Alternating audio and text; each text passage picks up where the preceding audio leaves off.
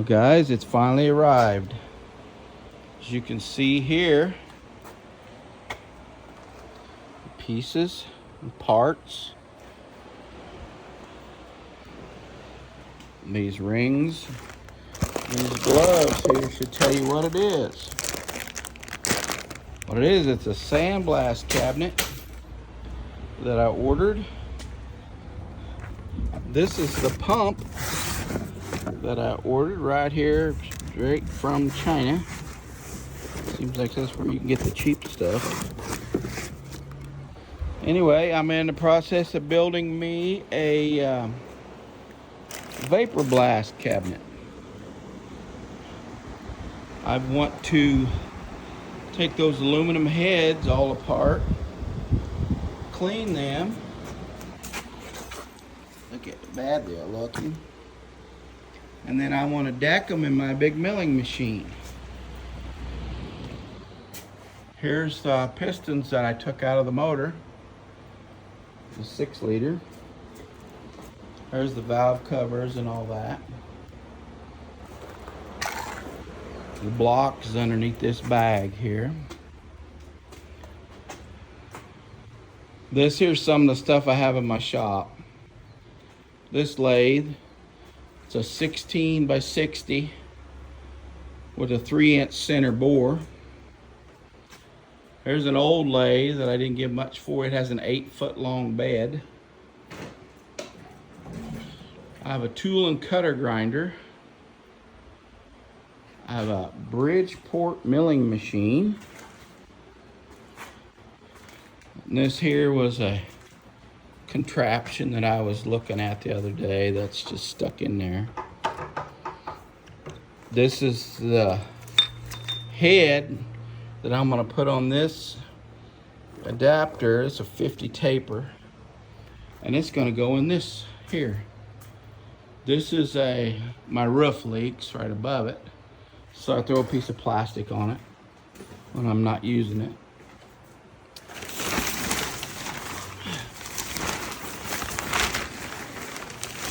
Pull this off here.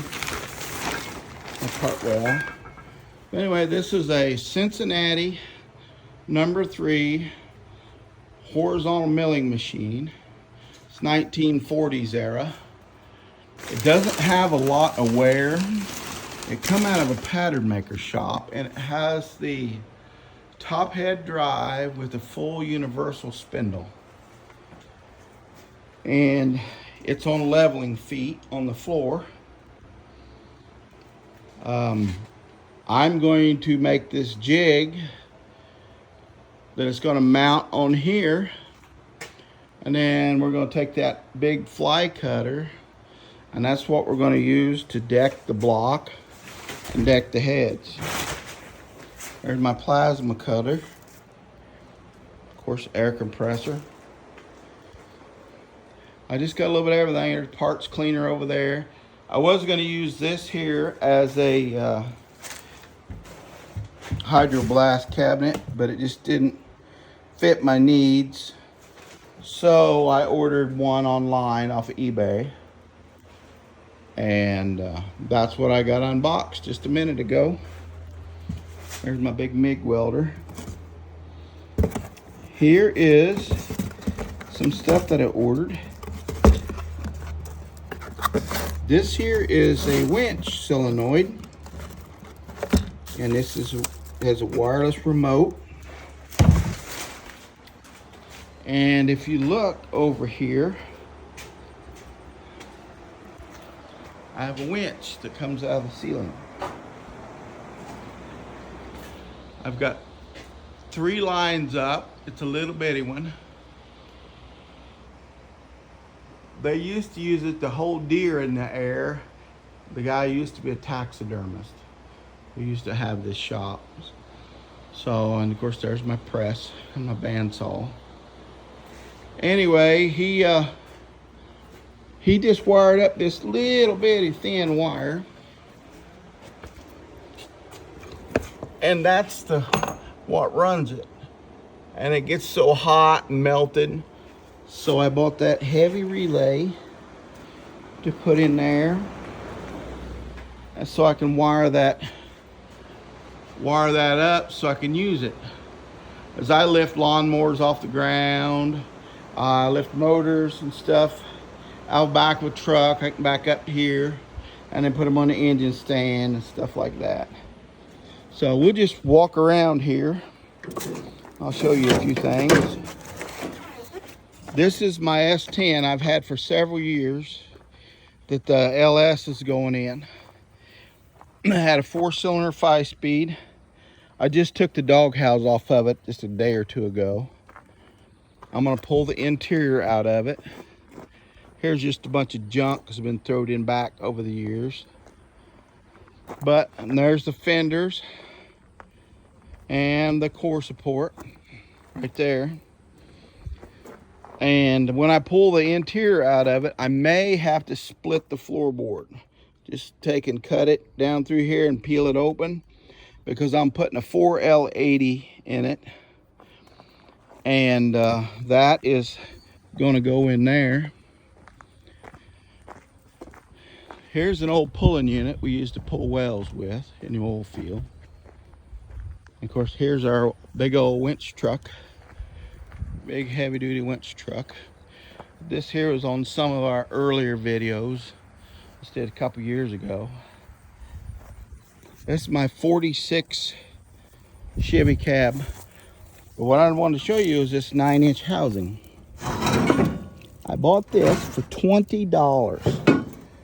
The guy who had it in his shop. Well, this will, of course, I got to cut all this off because it's going to be leaf spring. And then I'm going to narrow this down. And I bought the jig that sits over these 2 holes, these 4 holes here in the middle, but you get the camera on it.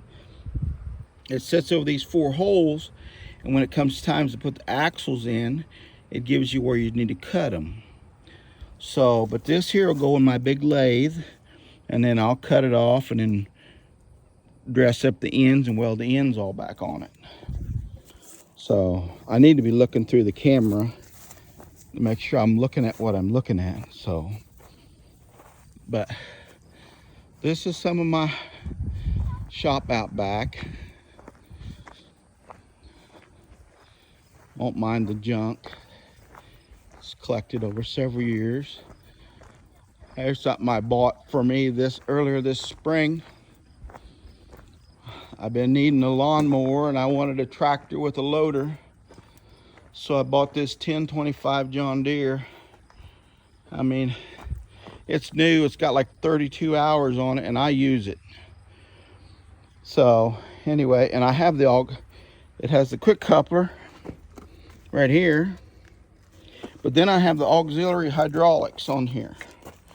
And this is for running a thumb. Like if you had a thumb or a grapple bucket, it connects here. And these 2 connect down here on the side. And then this is where the quick coupler goes. They put this kit on there, John Deere.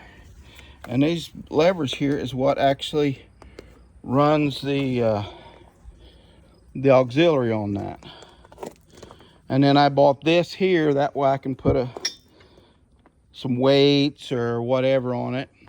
I got several Reese hitches so I can move my trailers around. And then another thing I'm wanting to do, I'm going to take this tank right here. It's a 55-gallon drum, used of course. It has a removable top. I got to get the top for it. And I'm building a hot tank out of this. I've got the drain valve. I'm putting a hot water heater element in the bottom. And then I've got a hot water heater thermostat. Will go on the side. And then I will wrap it with insulation. And then I have all this tin out here beside my shop. I've got some here. That's come off this big door that fell down right there. And I got some on the other side, and I'm going to cut it and then wrap around and insulate it.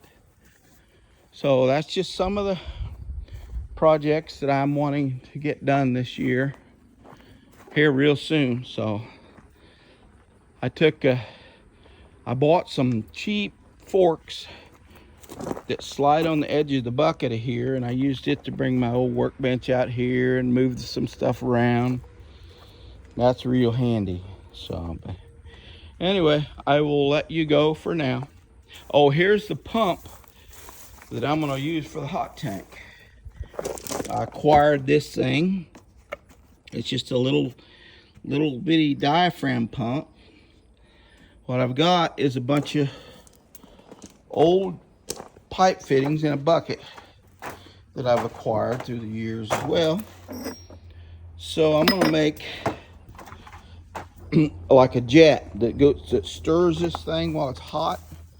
Put your stuff down in there, and it's got quick couplers on it, so it'll set to the side, and I'll have quick coupler hoses that go up here, and then I'll have a suction hose that will go down probably halfway, and then I'll weld it to a bracket, and then I'll have one that goes almost to the bottom with an angle on it, and it will cause this to spin and stir.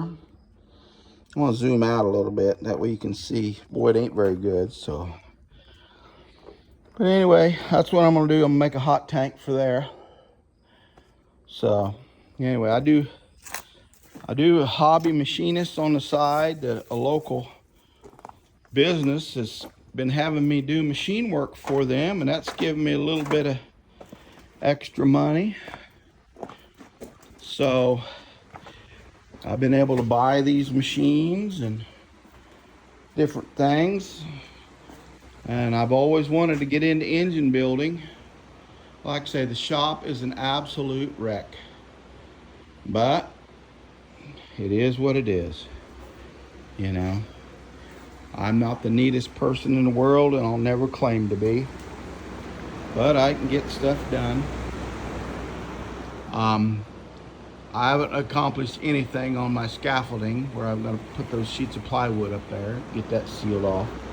That's a project before winter. And then all that back wall back there needs insulated, and that weird looking green tin is a window that was broke out, and I just got a piece of scrap tin screwed over it to keep the wind out. And then I've got 2 sheets of insulation just stood up behind the mill. That's what all this is. Insulation that a guy had got. It's what they call seconds. It's damaged here and there, but it's good enough for what I'm gonna get. And he ended up and let me have some, and I can get some more. I'm gonna put that on there and try to insulate it a little better. I did get me a gas, hooked up the old gas furnace, got me a propane tank.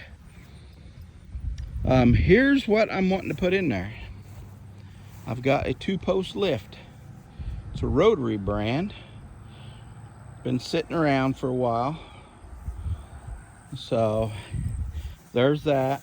I got it good enough price that I can just put all new cables and everything on it. Here's the lift arms laying here in the weeds. So this here is a Mubai Ironworker or whatever. I bought this thing for 250 bucks on the stand, and it works really good. I've sheared 5/8 sucker rods like you can blink an eye, but I'm very fortunate where I live. Looky there. I was able to, being I had started a little business out here, I was able to get them to put me 3-phase in my building. I'm so lucky. So many people can't even get 3-phase, and I have to worry about phase converters and everything. But so that's just a little rundown. I'm gonna try to do some YouTube videos and try it. I love the platform, and And I want to see if I can make a go at it. I think maybe it'll be fun. So, all right, I'll talk to y'all later.